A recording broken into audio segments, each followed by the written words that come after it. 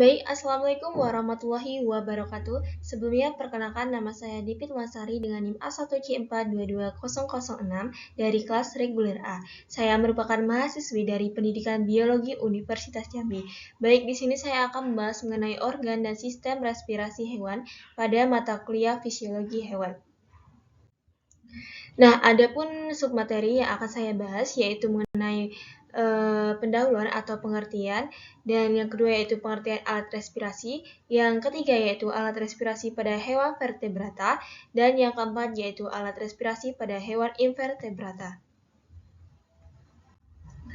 Baik, perlu kita ketahui bahwa pengangkutan O2, pertukaran gas antara O2 dengan CO2 terjadi di dalam alveolus dan jaringan tubuh. Melalui proses difusi, oksigen yang sampai di alveolus akan berdifusi menembus selaput alveolus dan berkaitan dengan hemoglobin atau disebut dengan Hb dalam darah yang disebut dioksigenasi dan menghasilkan senyawa aksi hemoglobin.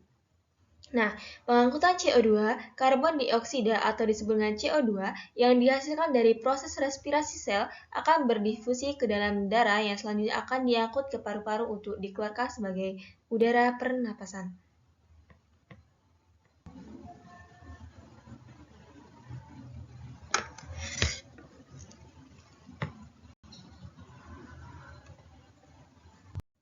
Baik, di sini saya akan membahas mengenai pengertian alat respirasi. Nah, alat respirasi pada hewan bervariasi antara hewan yang satu dengan hewan yang lain. Nah, ada yang berupa paru-paru, insang, kulit, trakea, bahkan ada beberapa organisme yang belum mempunyai alat khusus sehingga oksigen berdifusi langsung dari lingkungan ke dalam tubuh. Nah, adapun contohnya pada hewan bersel satu, yaitu porifera, Coleantheraceae, protozoa, dan cacing. Pada keempat hewan ini, oksigen berdifusi dari lingkungan melalui rongga tubuh. Baik, di sini saya akan membahas mengenai alat respirasi pada hewan invertebrata. Baik, yang pertama yaitu mengenai alat respirasi pada serangga. Nah, perlu kita ketahui bahwa alat pernapasan yang digunakan oleh serangga itu yang disebut dengan trakea. Nah, trakea ini merupakan pembuluh yang bermuara dari lubang kecil yang ada di dalam kerangka luar atau disebut dengan exoskeleton dan atau disebut dengan spiral. Nah, CO2 atau O2 atau disebut dengan udara itu masuk melalui spirakel lalu disalurkan melalui trakea dan masuklah ke dalam kantung udara. Nah, yang kedua yaitu mengenai alat respirasi pada protozoa. Jadi, hewan yang termasuk dalam golongan ini, pernapasannya yaitu melalui seluruh permukaan selnya. Jadi, oksigen itu melakukan pernapasan mulai dari sel-sel, seluruh sel dalam tubuhnya. Nah, oksigen dan karbon dioksida ini keluar masuk melalui membran sel. Jadi, secara difusi, karbon dioksida ini merupakan gas-gas yang terlarut di dalam air. Nah, yang ketiga yaitu mengenai respirasi pada porifera. Jadi, porifera ini bernapas dengan cara memasukkan air melalui pori-pori atau disebut dengan oocytum. Nah, jadi terdapat pada seluruh permukaan tubuhnya itu masuklah ke dalam rongga-rongga atau disebut dengan spongoshell. Jadi, proses pernapasannya selanjutnya dilakukan oleh sel leher atau disebut dengan choanocyte, yaitu sel yang berbatasan langsung dengan rongga spongoshell. Nah, jadi aliran yang masuk melalui oocytum tersebut itu menuju ke rongga spongoshell membawa oksigen sekaligus zat-zat makanan. Nah, jadi pengikat O2 ini dan pelepasan CO2 dilakukan oleh sel leher atau choanocyte tadi. Jadi masuklah ke dalam leher ini. Jadi selanjutnya air itu keluar melalui osculum. Mulai dari seperti di atas ini, seperti di ujung. Masuk melalui choanocyte tadi. dan oksigen akan menyebar di dalam tubuh pada perifera. Nah, ini yang keempat yaitu alat respirasi pada Coelenterata. Jadi Coelenterata ini hewan pilum yang tubuhnya tersusun atas banyak sel dan memiliki jaringan. Jadi hewan ini tidak memiliki alat pernapasan yang lengkap, namun alat bantu pernapasan ini berupa lekuan-lekuan atau lapisan yang disebut dengan goestodermal yang berada sedikit di bawah mulut. Jadi lekuan-lekuan ini disebut dengan lapisan goestodermal yang berada di bawah mulut, yaitu disebut dengan siphonocleva. Jadi siphonocleva ini alat bantu untuk memasukkan oksigen ke dalam tubuh. Jadi sel-sel di permukaan tubuh yang dapat melakukan pertukaran gas dengan lingkungannya. Nah, adapun yang kelima yaitu alat respirasi pada cacing. Nah, perlu kita ketahui bahwa golongan cacing ini terbagi menjadi 3 filum. Jadi, yang pertama yaitu pada cacing pipi atau disebut dengan Platymintes. Nah, contohnya itu pada Planaria sp. Nah, jadi pernapasan yang terjadi di seluruh permukaan tubuh melalui Planaria itu melalui difusi. Dan yang kedua yaitu pada cacing gili atau tidak bersegmen. Nah, di tidak bersegmen ini disebut dengan Nemathelmintes.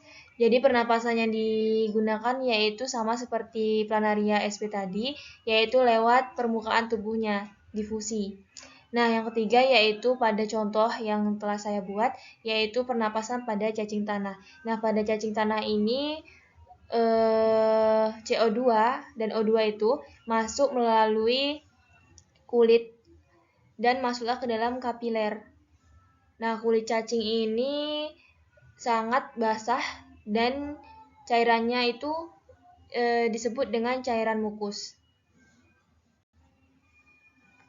Nah, selanjutnya yaitu alat respirasi pada hewan vertebrata.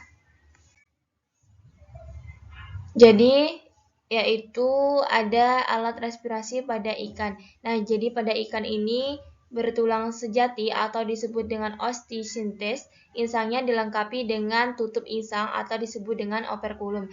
Jadi sedangkan pada ikan bertulang rawan atau disebut dengan chondrichthyes, insangnya tidak mempunyai tutup insang.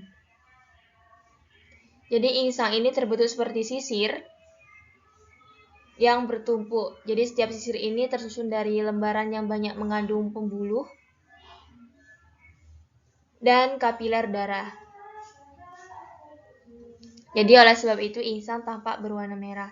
Nah, jadi insang ini terdiri dari 2 sepasang filamen dan tiap filamen ini mengandung banyak lapisan tipis atau disebut dengan lamela. Jadi pada filamen ini terdapat pembuluh darah yang memiliki banyak kapiler sehingga memungkinkan O2 berdifusi masuk dan CO2 berdifusi keluar. Nah, selanjutnya yaitu alat respirasi pada katak. Jadi sistem pernapasan pada katak itu melalui paru-paru yang kecil. Nah, jadi pengambilan udara itu melalui lubang hidung dengan keadaan otot rahang bawah yang mengendur. Dan yang kedua yaitu paru-paru. Otot sternohischidius itu berkontraksi sehingga udara masuk ke dalam rongga mulut. Dan yang ketiga yaitu udara masuk ke paru-paru dan menjadi pertukaran gas. Jadi udara ini masuk melalui mulut tadi dan masuklah ke dalam tubuh lalu mengalami pertukaran gas. Dan yang keempat yaitu kontraksi otot sternohischidius dan otot perut sehingga rongga perut mengecil. Makanya jadi kode itu seperti mengembang jika menarik pernapasan. Dan yang terakhir yaitu yang kelima, jadi udara ini keluar melalui koane. Keluar.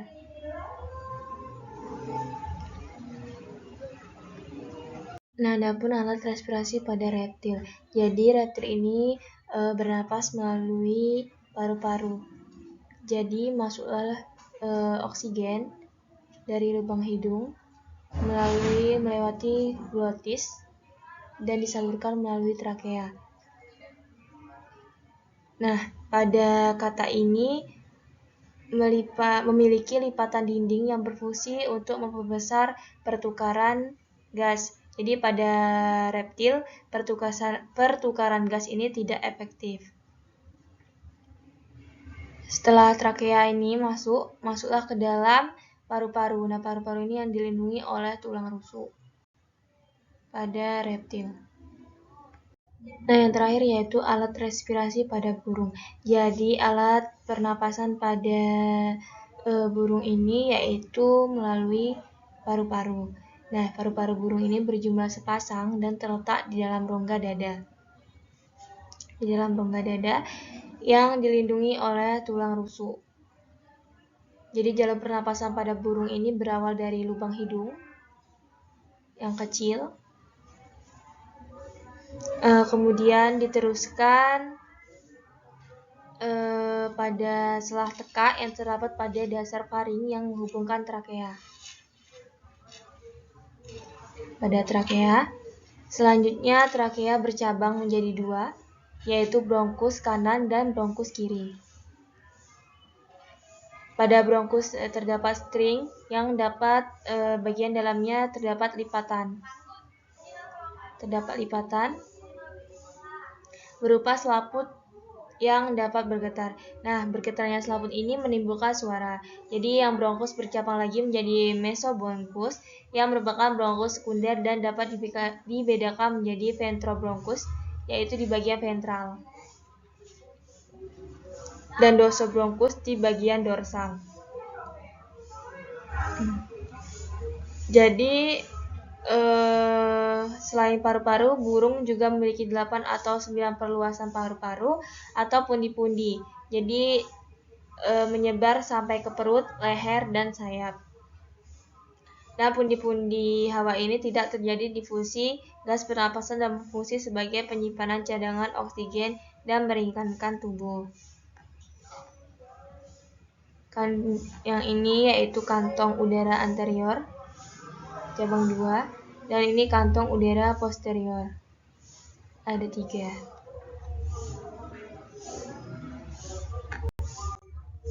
Baik, itulah hasil presentasi yang dapat saya sampaikan. Saya Devi Ulasari pamit undur diri. Saya ucapkan terima kasih. Wassalamualaikum warahmatullahi wabarakatuh.